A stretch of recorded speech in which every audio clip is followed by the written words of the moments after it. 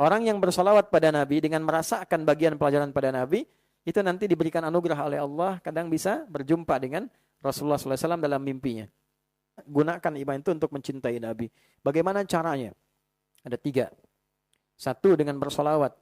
Memperbanyak solawat pada Nabi SAW. Kalau ibu mau enak solawatnya, ibu belajar dulu tentang buku-buku yang mengajarkan tentang sosok Nabi seperti apa. Baik ya? Nanti dijelaskan Nabi itu perawakannya tidak terlampau tinggi, tidak juga terlampau pendek. Sedang tapi sangat ideal. Postur tubuhnya sangat bagus. Rambutnya tidak terlampau ikal, tidak juga terlampau panjang. Tapi indah, ya. Kemudian mengalir sampai dengan ke bahunya. Matanya begitu indah ketika dipandang, gitu kan. Kemudian alisnya begitu tajam. Jadi indah. Jadi kebayang gambaran kita itu tentang itu, sehingga ketika bersolawat kita menikmati itu. Orang yang bersolawat pada Nabi dengan merasakan bagian pelajaran pada Nabi, itu nanti diberikan anugerah oleh Allah, kadang bisa berjumpa dengan Rasulullah SAW dalam mimpinya. Kedua, memaksimalkan sunnah-sunnah Nabi dalam kehidupan. Nabi minta apa aja, kita kerjakan dengan dasar cinta kita pada Nabi. Ya, bisa dipahami? Jangan digambarkan dengan sholat saja. Nabi minta pada kita berbicara yang baik.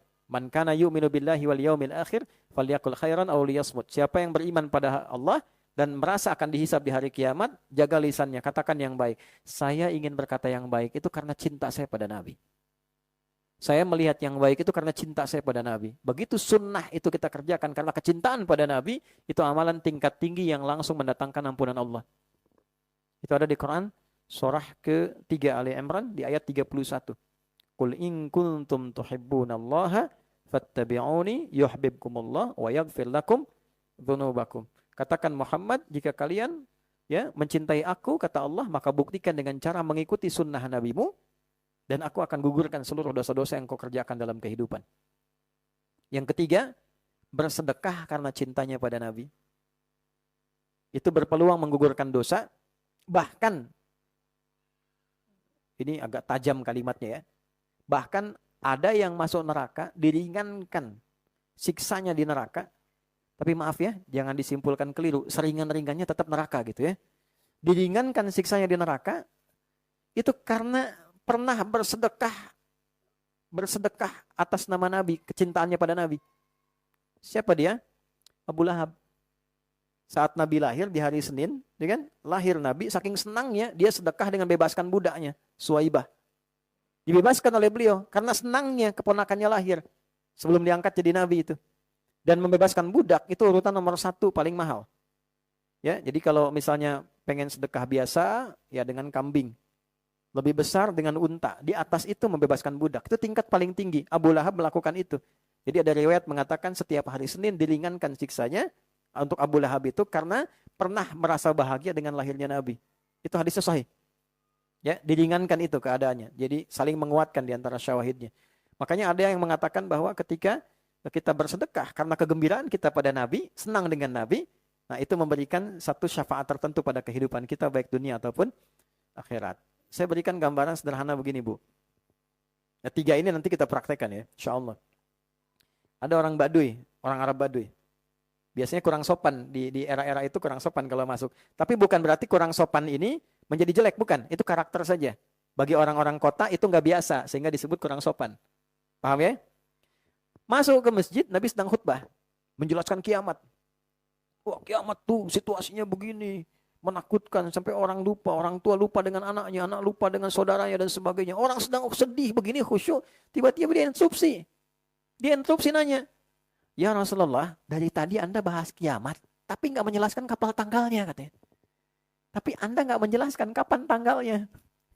Waktunya kapan, gitu ya. Pinter nggak tuh? Pinter ya? Nabi engkau bahas kiamat dari tadi, tapi nggak jelaskan waktunya kapan. Kan? Tapi kan Nabi dibimbing punya sifat fatonah. Ya, ada teori itu dalam manajemen itu fast namanya. The fast. F-nya fatonah, A-nya amanah, S-nya siddiq, T-nya tablik. The fast gitu kan. So, kembali ke awal tadi, Nabi jawab, jangan bicara waktu dulu. Kalau itu tiba, persiapan kamu apa katanya. Ya. Oh, saya sih sholat biasa-biasa aja Nabi. Ya. Puasa juga biasa-biasa aja, tapi saya punya modal, saya cinta Anda. Saya cinta Anda katanya. Itu sahabat yang tadinya marah, dalam riwayat itu viral, yang tadinya marah karena diinterupsi lagi. Anda bayangkan tadi khutbah Jumat diinterupsi. Sahabat kan marah semua itu.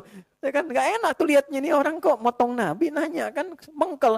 Tapi ketika mengatakan bekal saya cinta pada Anda. Apa kata Nabi?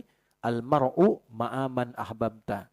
Seorang itu di hari kiamat akan bersama yang dicintainya.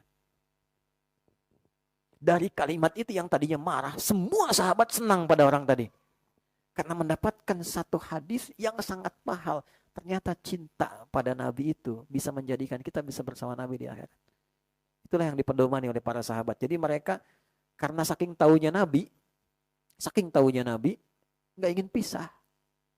Dan hal terberat dalam hidup itu bukan kehilangan ayah ibu, Bu. Kehilangan suami biasa, Bu. Tapi ketika Nabi meninggal, semua merasa berat.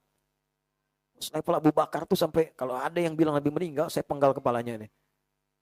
Saking merasa berat gitu.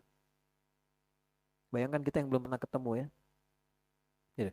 Maka Nabi mengatakan ada yang orang akan bersamai saya. Kalau cinta dengan saya, cinta dengan siapapun akan bersama di akhiratnya. Maka apa yang terjadi? Dari sejak saat itu mereka beramal untuk mencintai Nabi. Tapi yang paling ajaib apa? Istimewanya. Tiba-tiba Nabi bilang, ashtaqu bi ikhwani. Yang saya rindukan itu saudara-saudara saya.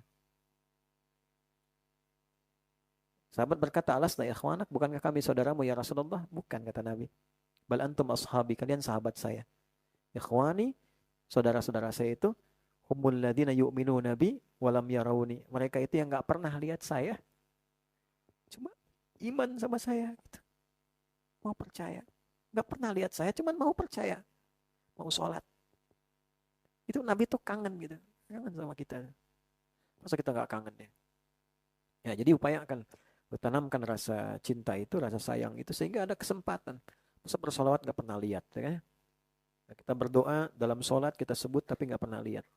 Nah, jadi itu gambarannya. Wallahu a'lam. Tapi setidaknya ya niatkan itu dan semoga Allah memberikan jalan termudah untuk kita berkumpul bersama Rasulullah SAW. Makanya jadi umat Nabi yang baik, ya. Jadi yang baik. Rahama, saling mencintai. Jadi orang tuh gak harus dengan apa ya? Ya lihat dengan cara pandang kasih sayang Nabi ngajarin kita lah.